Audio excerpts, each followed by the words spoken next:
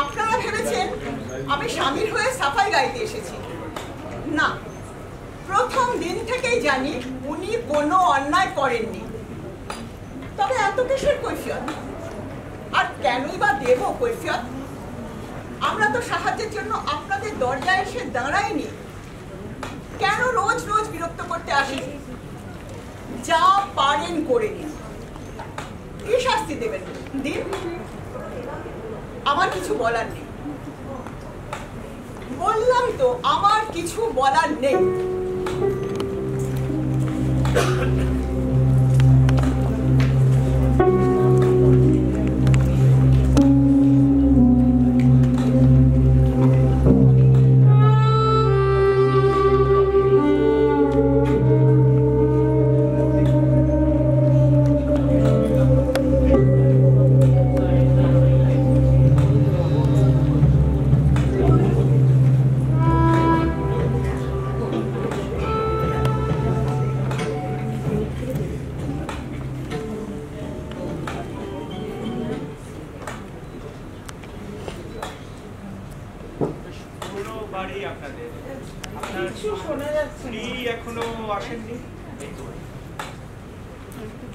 আপনার মনে আছে দিনটার কথা? ঘটনাটা ঘটেছিল প্রায় 16 বছর আগে। না, 17 বছর পূর্ণ হল। হ্যাঁ, ওই 16 বা 17। এতদিন এই ঘটনাটা মনে রাখলেন তাহলে? ভুলতে চেয়েছি, কিন্তু প্রতিটি দিন সকাল থেকে ওই দিনটাকে সঙ্গে নিয়ে বেঁচেছি। মাঝে কত ঘটনা ঘটল, কিন্তু কোনোটাই এর মতো এতটা মনে থাকে না। দুঃস্বপ্নের বয়স হলো 17 বছর, ভুলে যায়। আমি এখানে কেন এসেছি জানেন? না, তবে আপনার মতো অনেকেই আসেন, সে এক ঘিয়ে প্রশ্নোত্তর। আমার ছেলে মেয়ে দুটো হাওয়ার মতো দাঁড়িয়ে থাকে। আপনারা আসেন আবার ছুটেও যান।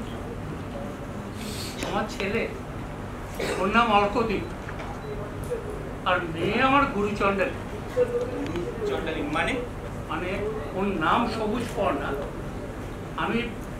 আমি সম্পর্কে বলেছিল, সবুজ হলে পাতা ঠিক, আর পর্ণা হলে হরিতটা ঠিক শব্দ। ঠিক ঠিক জায়গাতেই আসো তোমরা। হ্যাঁ, একেবারে কাঠের মতো এক জায়গাতে। না না, তা বলবেন না। আসলে সহিষ্ণুতা খুব ধীর, শান্ত, অযথা চঞ্চল না। মানে যদি কেউ বলেন কাঠ, তাহলে তাকে বলা উচিত ঝোড়ো পাতা হয়ে এদিক ওদিক উড়ে বেড়ানোর থেকে কাঠ ভালো। শুকনো হলেও তার একটা স্থিতি থাকে।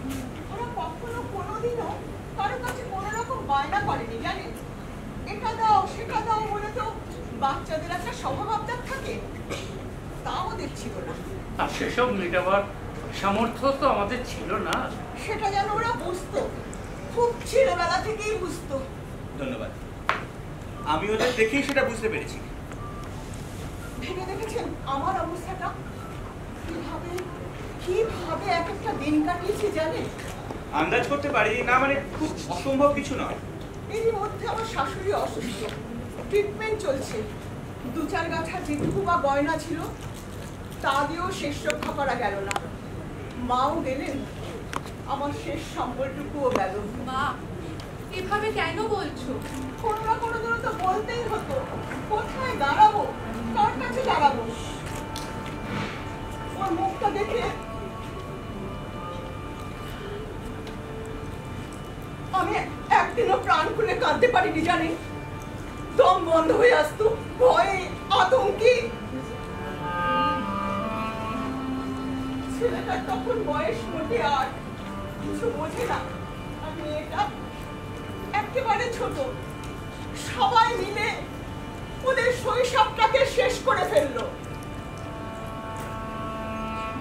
সবাইটা কে কে? বলবো, নিশ্চয়ই বলবো, কিন্তু তার আগে মূল প্রশ্নে যাওয়ার আগে আমার কিছু জিজ্ঞাসা আছে। আপনি ঠিক কি জানতে এসছেন? আপনি নিশ্চয়ই মিশ্র অ্যান্ড রয় সলিসিটার ফার্মের নাম শুনেছেন, মানে আপনার কেসটা যারা হ্যান্ডেল করছে। হ্যাঁ, 6 বছর পর্যন্ত কেসটা চালাতে পেরেছিলেন, তারপরে আর পারি। সরকারি সাহায্য নিতে পারতাম, কিন্তু নিইনি, কোনো লাভ হতো না। তারপরে যেটা ঘটলো সেটা নিতান্তই একতরফা। আমি অভিযুক্ত এবং সাসপেন্ডেড। আপনার এই ঘটনার 8 বছর পরে আমি ওই ফার্মে চাকরিতে ঢুকি।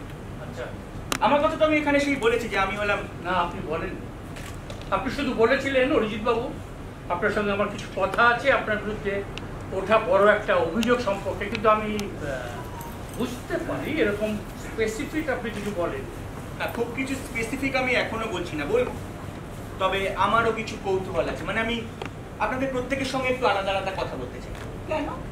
ওই যে বললাম আমার কৌতূহল, ব্যাস, অন্য কোনো কারণ নেই। মানে থাকলেও এখনই জানাচ্ছি না। তাতে আমার কি লাভ? আপনার যা জানবার বা জানাবার আছে তা নিয়ে অনর্থক সময় নষ্ট করে কি লাভ? বুঝবেন। আচ্ছা, আমার প্রথম প্রশ্ন, আপনার বিরুদ্ধে ওটা ম্যাল প্র্যাকটিসের অভিযোগের ক্ষেত্রে আপনার মনে আছে ঠিক কত টাকা 9/6 অভিযোগ উঠেছিল যার জন্য আপনাকে চাকরি থেকে সাসপেন্ড হতে হয়? ঠিক কত বছর আগে, কোন তারিখে? শোনো, বুঝিও না,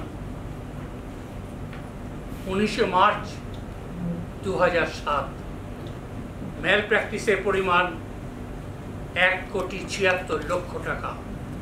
17 বছর পূর্ণ হল।